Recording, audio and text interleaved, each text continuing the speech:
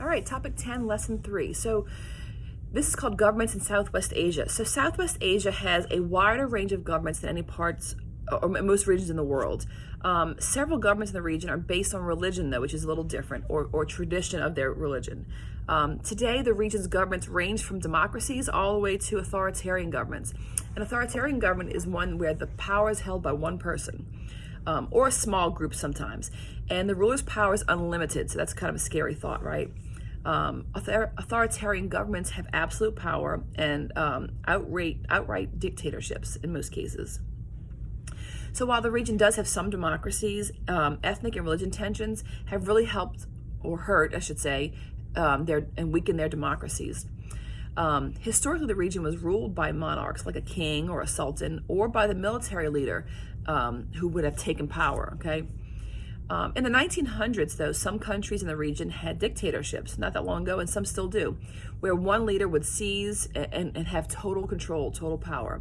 Both Iraq and Syria had dictatorships or dictators for many, many years. For example, Saddam Hussein, and we'll talk more about him in class. He lost power finally in the wake of that U.S.-led invasion of Iraq. And again, we'll talk about that in class.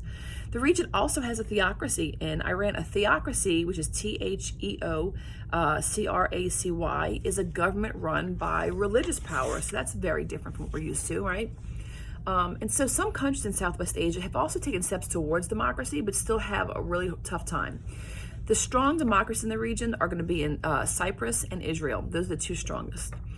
Israel is a parliamentary democracy, like Canada, like Great Britain. And Cyprus is a presidential democracy, like the U.S.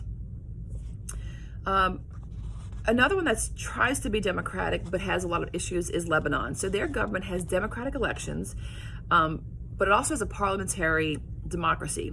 But what happens, though, in Lebanon is that they've got a lot of tensions of their religious groups, and it's made it hard for them to govern together. Its government has a lot of compromising with those religious groups to kind of make it a balance between the two.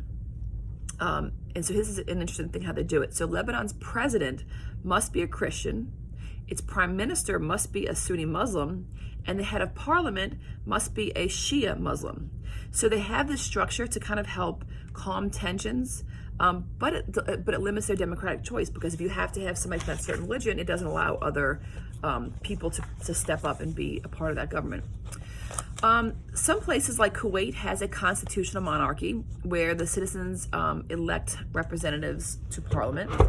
Saudi Arabia is an absolute monarch. In this country, the monarch has ultimate control over all of the government and appoints all of the officials. So it's not even like a case where you can vote in some of those people. Saudi Arabia's government is an authoritarian monarchy, so there's no written constitution either.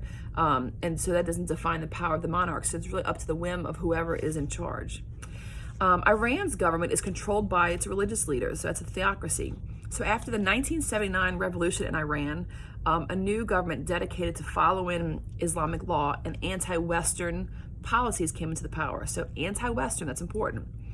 So Iran is one of the world's few theocracies, or government run by religion, and their laws must not violate Islamic teachings. So it goes hand in hand with their religion.